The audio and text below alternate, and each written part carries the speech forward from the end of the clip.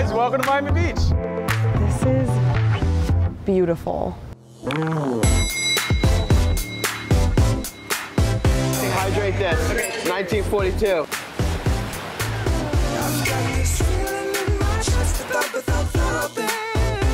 It does say Miami's Maverick. Right, exactly.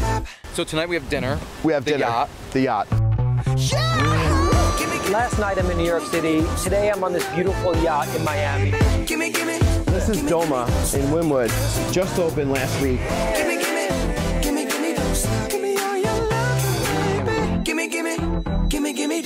We gotta go check out the rest of Miami. You ready? I'm ready. Come Let's on. go. We do it in the spirit of going against the grain in the negative media, giving inspiring information, and having people walk away from our show with something of value. You're seeing a disruption in both the real estate and the mortgage space. A lot of people are just not willing to put in the work. What video does is that it demands an emotional response. You know what I love about the show? It's totally unscripted. Welcome back to The American Dream. This week, we're taking you to a city that is synonymous with the American Dream. And to me, it's a little slice of paradise. You're gonna be seeing the best properties, the best restaurants, and you're gonna learn a thing or two along the way. We're going to Miami, and I couldn't be more thrilled to introduce you to who you're about to see next. He's everything you think of when you think Miami Beach, and for that reason, he's our guide to explore one of the most glamorous cities in America. Take it away.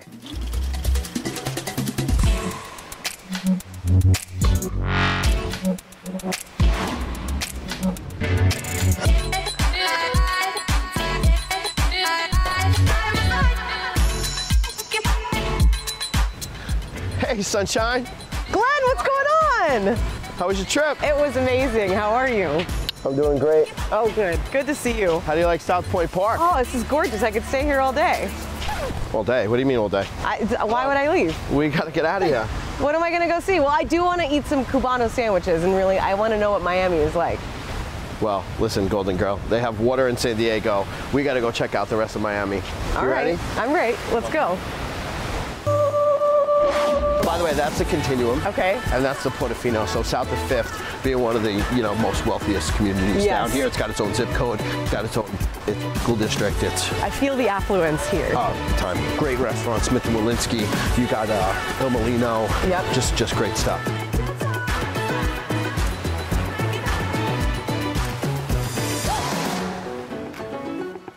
Glenn, I feel like my sunnies are way too what? San Diego. My sunnies.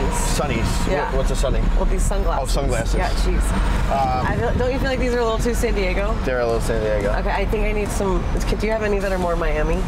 I do have more Miami, actually. I had a feeling you'd come in clutch with some extra sunglasses. Wear them well. Okay. Be careful. Are these? You break them, you buy them. What are these? Versace's. Versace? Yeah, Versace. That's it. Did you steal these off a celeb? I did not. I bought them off a shelf. Okay, so where are we right now? So we are in Brickell. There was just actually a $14.3 million grant from the city that's going to clean this up underneath the railway from here. This is the Metro Rail. Okay. From here all the way back to the end of Brickell, which is literally only 14 blocks, but it's the most densely populated area down from New York City. The population is quadrupled in the last 10 years. Yeah, I was going to say, So if you Miami's known as the Magic City because it's grown so much in the last 100 years, This right? area, there was nothing. Every lot was vacant. There was nothing here. Oh my gosh, look at this. Oh my God, it's a huge iguana crossing. Crossing the road, watch out. They have that in San Diego? No, I've never seen it. I've never seen it. Get bit by sharks, but not an iguana. Everybody respect them? Everyone? Yeah, I mean, what are you gonna do, run it over? No, you can't. Bro, break your car on that thing. Okay, I feel like I'm officially... You're officially in Miami? In the city, yeah. You're in. Before we go anywhere else, I'm so thirsty. We're gonna drink somewhere. You know what the rule of Miami is, right? Stay hydrated. The rule? Oh, stay hydrated. Stay hydrated. Right, All right. Exactly. Okay. It's 5 o'clock somewhere. We're at the Epic. Let's go grab that drink. I know you're thirsty. I feel like this is the right place to be, and I'm so thirsty. Leave your sunnies. Give me my sunnies. Leave your sunnies back there. All right, let's rock and roll. And this is like one of the top restaurants around. Is it so sick that you have to have your sunglasses on? Trying to be a wise guy. Well, a little bit.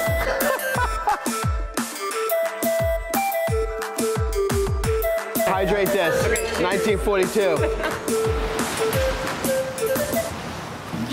So what do you think of Glen Asher, right? Snazzy, fabulous. We're so thrilled to be partnered with such a force in Miami. Up next, we have a special treat. We're gonna check out modern-day Miami and blast ourselves into the past and explore a very significant home built by the maverick of Miami, Alfred Browning Parker. Check it out.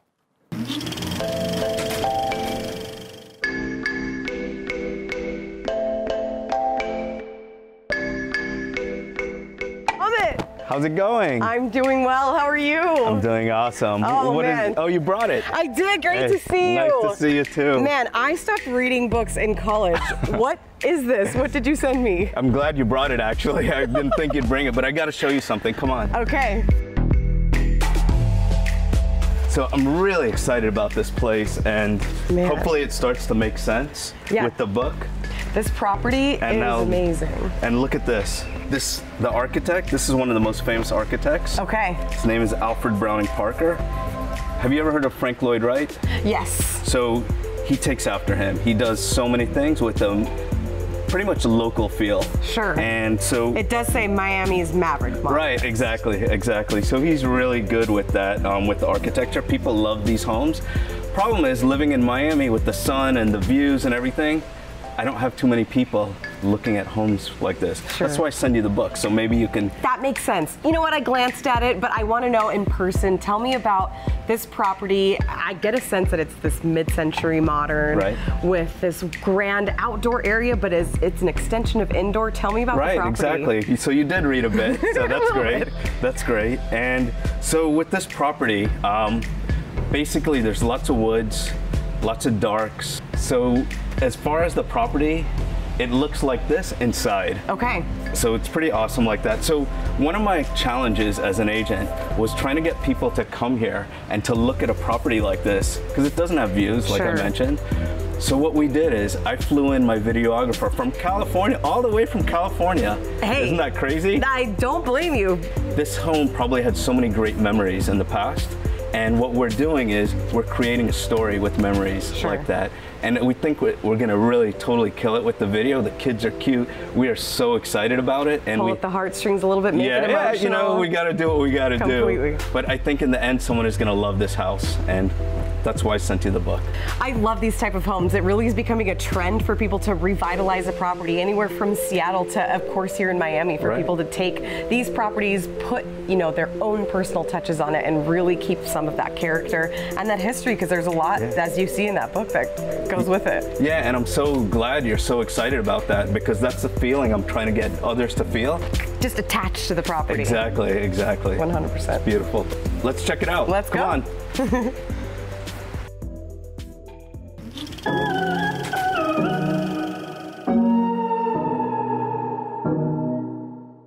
Alfred Browning Parker lived from 1916 to 2011, and he was a modernist architect who is one of the best-known post-World War II residential architects.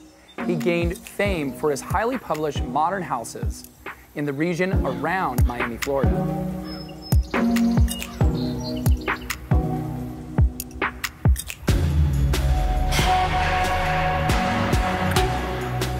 Alfred Browning Parker designed well over 500 projects in his 60-year career. Most notable were his own homes, especially the homes he designed for himself on Royal Road and in Gables Estates.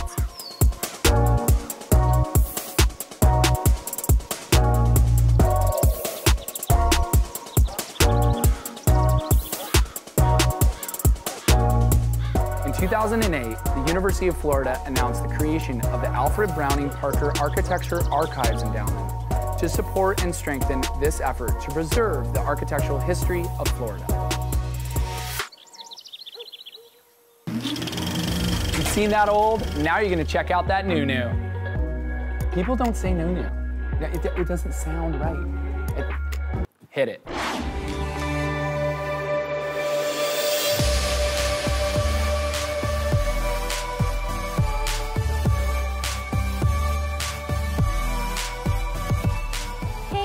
It's Shannon and Ben from Team Beesley, Keller Williams, and Carmel by the Sea. We're excited to show you some of our favorite spots in Carmel. This morning we're at Carmel Bakery. We're going to talk with our good friend and restaurateur, Rich Pepe. Let's go inside.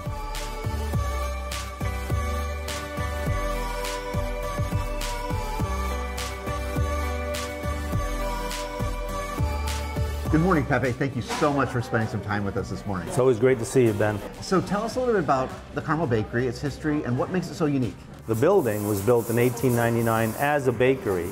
It's the only bakery left in town. It's been serving the breads and pastries and rolls and danishes to the townsfolk for all these years. I came from New Jersey about 45 years ago, just wanting to get out of the cold and the heat of Jersey, and came out to the West Coast, found a job out here, just up the street here, at the other bakery in town, which doesn't remain anymore. Was able to buy that ultimately. Then we came down and bought Carmel Bakery. So since then, we've opened up Little Napoli, Vesuvio, and Vino Napoli, our wine bar, all in Italian style, and we're just happy to be part of this wonderful community we have here. I love all your restaurants. They're my favorites. I know, you're a mainstay. you have a name on the back of a chair. What, in your opinion, makes Carmel by the Sea so special? Well, we are so unique. Carmel started as a bohemian village, a little over 100 years ago. It started out with the bakery here.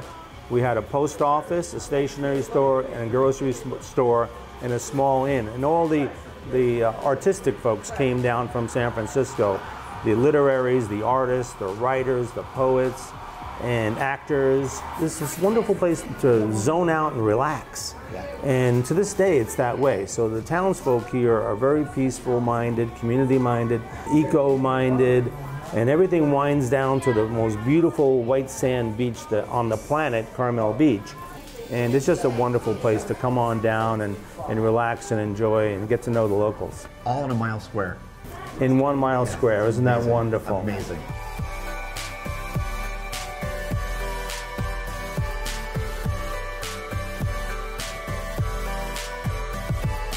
So in a few minutes, we're going to be going to one of our favorite happy hour spaces and dining establishments, one of your restaurants. But before we do, we're going to go down the street and check out one of our listings.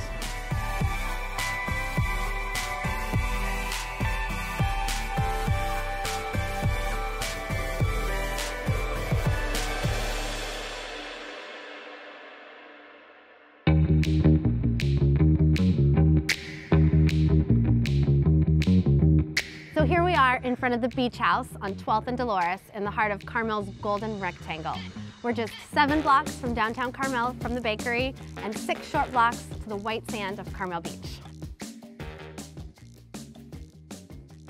Samuel F.B. Morse, the original founder of the Pebble Beach Company in the 1900s, took a train to New York. Cap Johnson just arrived from Norway. They met. They realized that they were going to work together. Samuel F.B. Morse brought the two of them to Carmel, where he became the original harbor master of Stillwater Cove and Pebble Beach. Cap Johnson bought and built the house right next door, and then they also bought this lot that we're standing on.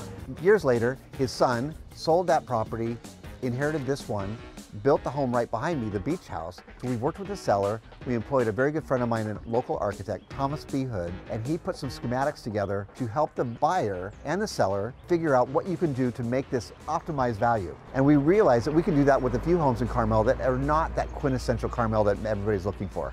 So shortly, in about 1.5 years, you're going to see that this has been transformed into something that is quintessentially Carmel. It's something we often do with Team Beesley.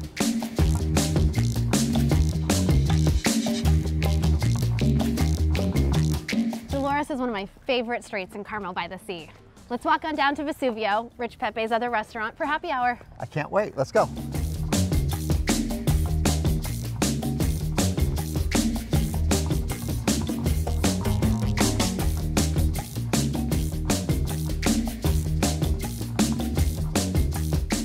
Here we are at the rooftop of Vesuvio's restaurant, another one of Pepe's fantastic restaurants, one of my favorite happy hour and dining locations. Make sure to check out their awesome selection of craft cocktails, and for happy hour, my personal favorite, the arancinis. Thanks so much for hanging out with us as we visited our favorite spots in Carmel by the Sea. Hope you can join us next time. I've had a great day. Cheers. Cheers.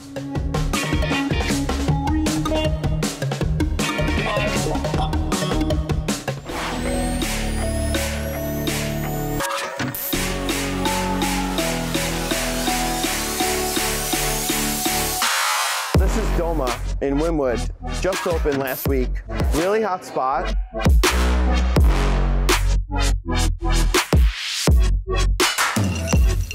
Fine art, fine cuisine. That's kind of what Miami's all about. Yeah. You know, the new Miami at least. Yeah. So what was Wynwood like I mean, this years was, ago, what is it now? dude, this place was all industrial, no development. So Moishe Mana came in, bought out a ton of space, so that a lot of all the big developers, and they said, you know, this industry district could be transformed from warehouse to new and cool. Yeah. So Wynwood is kind of like the Williamsburg in New York, but not as grungy. Okay. It's got a lot of bars, a lot of restaurants, great food. So the chefs here are actually trained under a Michelin star chef, and they open their own restaurant. Okay. And like, it's small. Look, there's what, 20 tables? Yeah, it's an intimate feeling, but it's also very trendy and warm. That's it. You can just tell it's whatever's about to come out of that kitchen is going to be good. You normally don't see. Yeah. Hey, what is up, man? How are you? Pull over a chair. Grab a chair.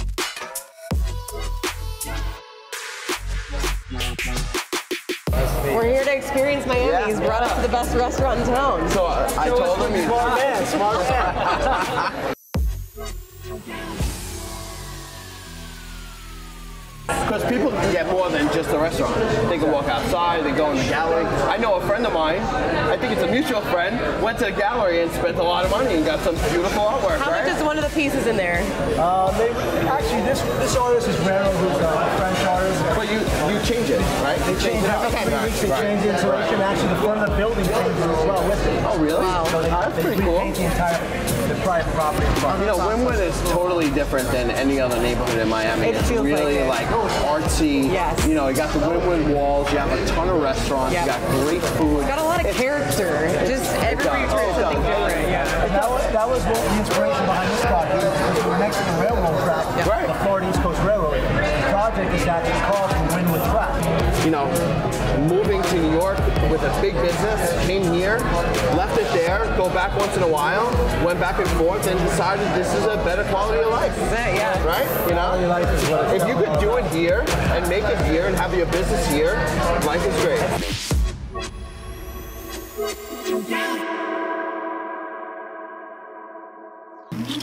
I mean, that place looked awesome. A restaurant built into the train tracks with its own gallery next door. Miami has got it going on. If you thought that was cool though, wait till you see what we have going on in your town.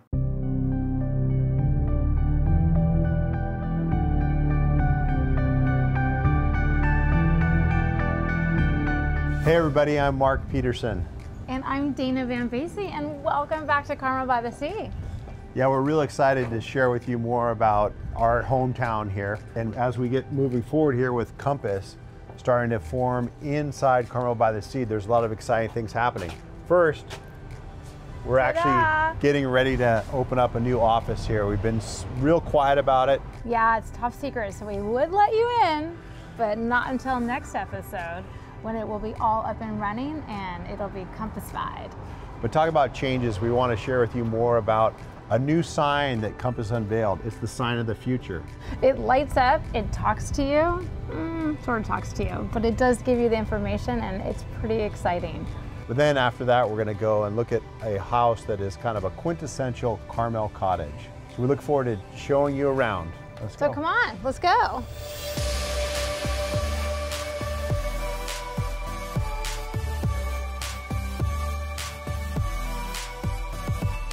This is Compass's new sign of the future.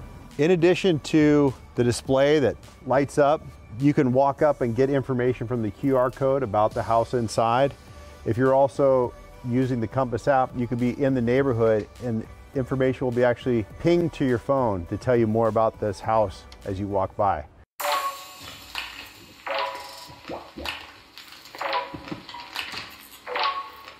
Now this is the house that we wanted to show you that epitomizes Carmel by the Sea.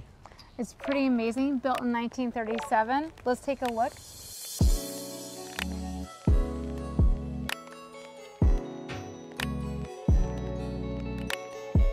What's fantastic about this property is we're on just about a 1/4 acre. That is very rare for Carmel by the Sea. Usually lots are 4,000 square feet. So this is a gorgeous piece of property.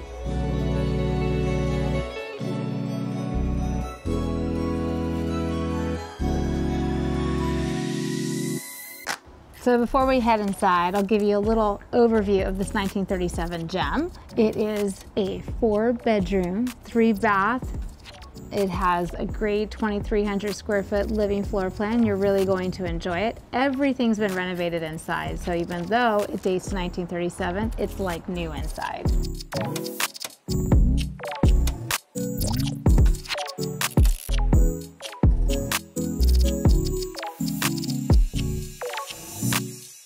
What I love about this house is it has everything people are looking for in Carmel, from the hardwood floors to the Carmel stone fireplace to the rough-hewn beams in the ceiling to a great kitchen, dining room, plenty of space inside, and actually just a beautiful outdoor living space and entertainment as well. I totally agree. It really has all the craftsman details that the high-end buyer really wants in these Carmel cottages.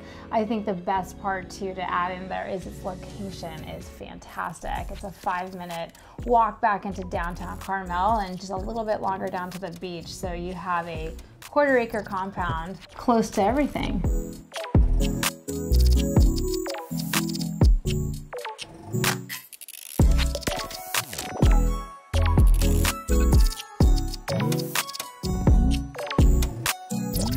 It's so fun to share with you all the little storybook cottages of Carmel by the Sea and some changes that are happening in real estate with things like the sign of the future. And like our office in downtown Carmel. But hey, it is fun to wrap up here at one of the true epitome of Carmel cottages. We look forward to seeing you soon.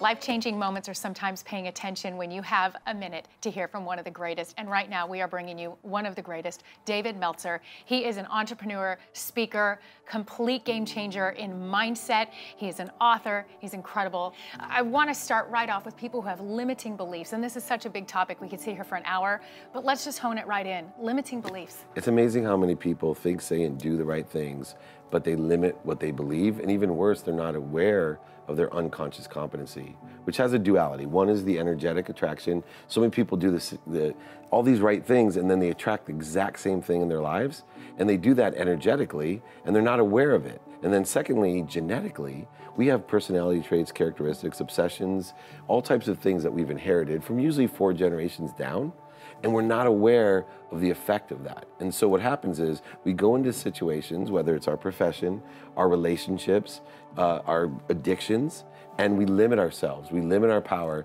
And the biggest problem with people today is they don't ask for enough. You know, I have no problem asking. I can be told no. I'll be told no 1,000 times, but the yes is so beautiful. Yeah, I love no. I have a philosophy about no, right? I dream and always say, look, what if you were only 25 no's away from getting what you want? How excited would you be after the first no, the 10th no, and especially the 24th no? But yet, I know your attitude shared with mine. It's like most people hear no, and it's like you were saying earlier, like what you have to do. You look forward to what you have to do. It's not what I have to do, you say. It's what I get to do. You get to do. Same philosophy with no. It's an unexpected opportunity. And sometimes the no's are just as much of a blessing. I am so thankful for so many no's in my life. I don't know about you. And then the yeses that were right, you're like, oh, and we tend to get this stuck position of kind of groveling in the midst of a no or a stuck. How do you tell somebody when you're sitting in that position that you feel like it's stuck and you don't know which way to go? How do you press through? What I'm looking for is the universe to tell me. So I actually take a universal sense of no. If we're involved in a business deal and I'm trying to get an answer from you and you tell me, oh, my son got sick and I can't make it, that's 1 no. And then maybe my tire breaks when I'm going to see you, that's 2 no. These could be very legitimate reasons. And at that third, here's the interesting thing about the third universal no, is that if something happens for the 3rd time, and for example, we couldn't do this interview 3 straight times, I would call you, Amy, and say, you know what, Amy, this isn't the right way or the perfect time. I'm very interested in doing it, but I have other things I need to do. When you're ready, please let me know. What happens is 50% of the time, there's no resistance, and someone like you says, oh, let's do it right now. And the other 50% of the time, it never happens. And what I've just done is saved all that time, energy, and emotion, allowing the universe to tell me what the guided path is. As a manipulator earlier in my life, someone that could sell you how to be in control, an ego-based life, not a radically humble life, then I actually extracted value by selling, overselling, back-end selling, manipulating, and even lying at times. Instead, I shifted the paradigm of value that says, every morning I wake up, may God put in front of me 10 people I can help. May I provide as much value to my wife and my children as I can, and then my immediate family, then my business, then my community, then my country, and then the world. And every single thing that I do is just based on how much value I can provide, trusting in what we talked about earlier, that I create a void for the universe to fill. And if I'm asking correctly, if I'm in receivership, where things are coming through me for others, more and more things happen that I want to happen in my life. I hope that our viewers watching right now even took 10% of what you just shared, because it's life-changing information that literally could shift everything. And I can't thank you enough for being on the show today, bringing this. I hope that everybody realizes to follow you online, because even watching some of your videos, they're funny, they're informational, it's awesome. They could get nuggets every day that could help change this mindset, because it only takes a little bit of time for something to become a habit. You just got to do it. And you got to do it every day, consistent, right? Absolutely. Thank you for coming on The American Dream today. An honor to meet you. It's a dream to be with you, Amy. Thank you. Make sure you follow David Meltzer. Follow us here at The American Dream. Check out his stuff. Follow the positive message that is being sent out. It could change your life. We'll be right back with more. At the end of the day, nothing is promised tomorrow, so it's all about living in the moment today.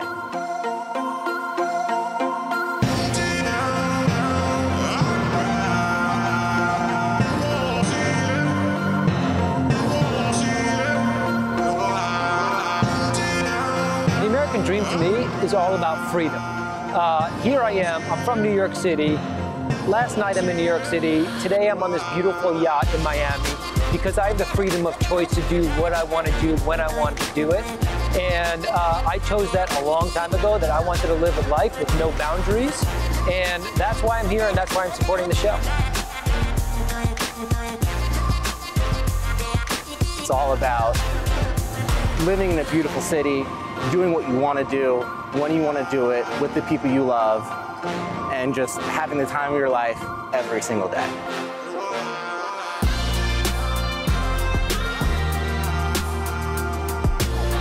I love the American Dream because it's a different angle on getting in touch with some of the real estate, some of the people, some of the communities, and not necessarily just solely based on some sort of a reality TV show or following characters. It's more about what's real in front of you and the subject matter at hand and the community, really, and the surroundings.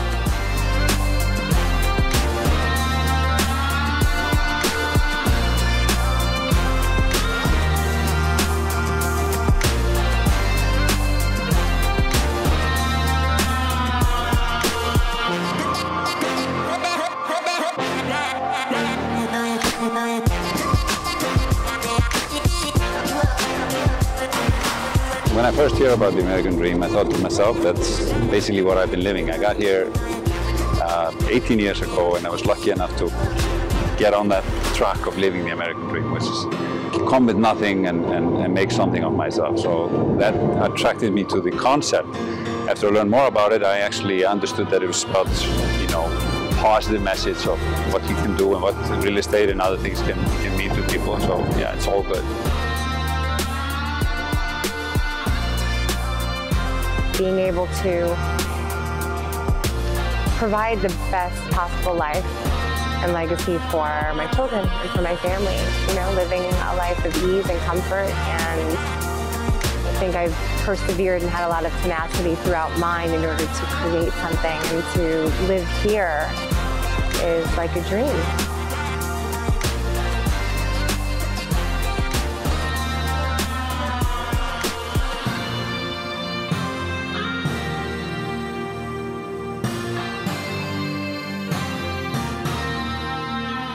It's all about working hard, doing what you want, and being happy with it.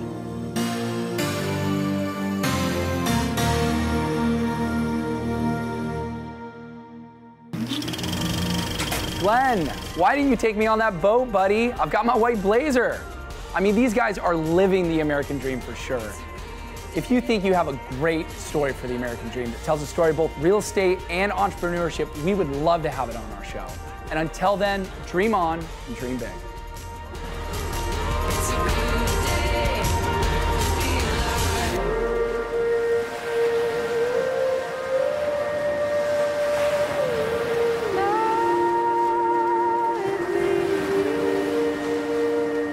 Okay.